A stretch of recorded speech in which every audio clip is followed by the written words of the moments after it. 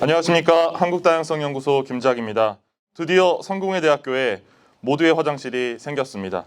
2017년도 학생회 공약된 후 5년이 걸려 만들어졌습니다.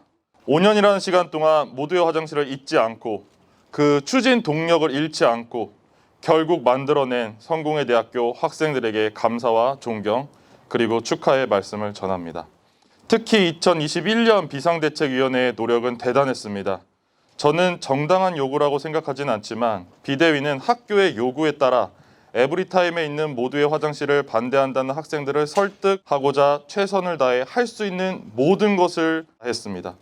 강연회, 토론회, 문화제, 부스 행사, 손편지 쓰기, 영상 제작, 카드 뉴스 제작 등 정말 그야말로 모든 것을 다했습니다.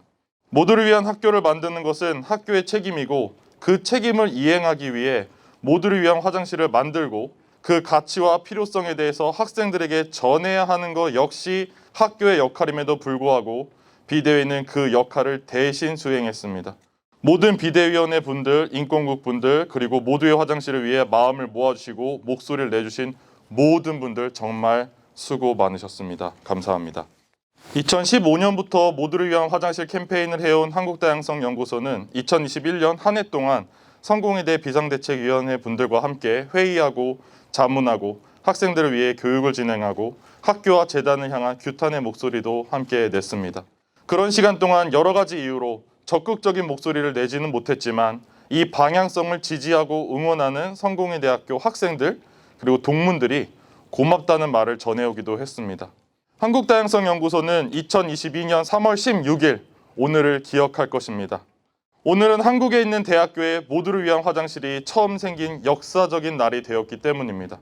모두를 위한 화장실 운동 역사에도 기록이 될 날이며 한국 대학의 역사에도 기억이 될 날입니다. 인권과 평화의 대학 성공의 대학교가 국내 대학 1호로 모두의 화장실을 만들었다라고 기록될 것입니다. 물론 이것은 시작일 뿐 여기서 멈춰서는 안 됩니다. 모두를 위한 화장실은 모든 대학으로 뻗어나가야 하며 성공의 대학 내에도 모든 건물로 뻗어나가야 합니다. 모든 건물 1층에 모두를 위한 화장실이 한 칸 이상씩 만들어져야 합니다.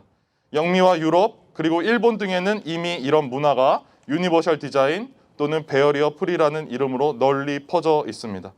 장애와 성별 정체성을 포함해서 그 어떤 정체성으로도 화장실을 사용하지 못해서는 안 되기 때문입니다. 이는 비장애인 시스젠더 여성에게도 마찬가지입니다. 범죄에 대한 두려움 때문에 화장실을 사용하지 못해서는 안 됩니다. 모두를 위한 화장실 캠페인은 시스 여성을 포함한 모든 사람이 안전하고 편하게 화장실을 사용할 수 있는 권리에 대해서 이야기합니다. 여성에게 안전한 사회가 여성이 안전한 화장실을 만들 수 있습니다.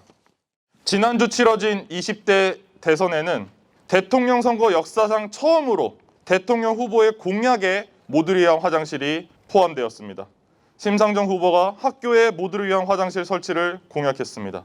이는 대부분의 사람들이 모두를 위한 화장실이 무엇인지 몰랐던 시대를 지나 모두를 위한 화장실에 대한 막연한 두려움과 거부감의 시대를 지나 이제는 모든 사람들이 어딜 가든 당연하게 화장실을 사용할 수 있는 시대를 우리가 열어가고 있다는 것을 의미합니다.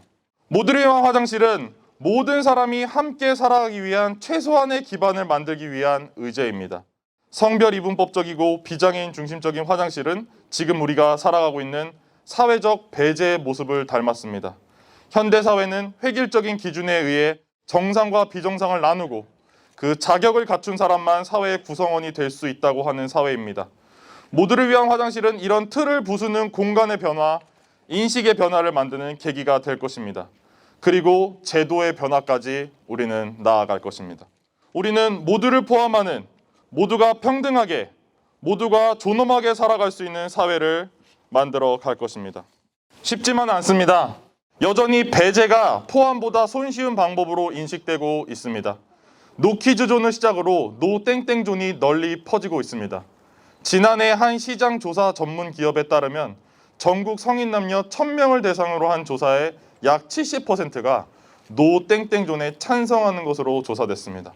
나에게 조금이라도 불편함을 주는 사람을 배제하는 방식이 나에게 안락함, 유리함, 편안함을 줄 것으로 여겨지고 있습니다.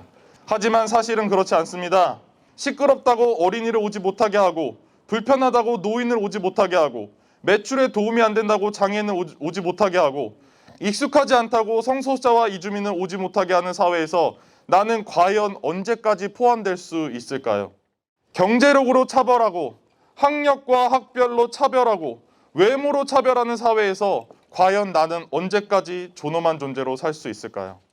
노 땡땡존의 확산이 아니라 모두를 존엄한 주체로 포함하는 모두를 위한 공간, 모두가 안전한 세이프존이 확산돼야 합니다.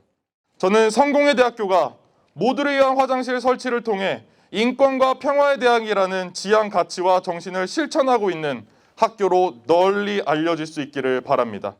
한국에 있는 대학들이 하나 둘씩 점차 사라지는 날이 오더라도 인권, 평화, 다양성, 평등, 노동의 가치를 실현하고 투쟁하기 위해서 배우고 익히기 위해서는 이곳에 올 수밖에 없는 진정한 인권과 평화의 대학이 되기를 바랍니다.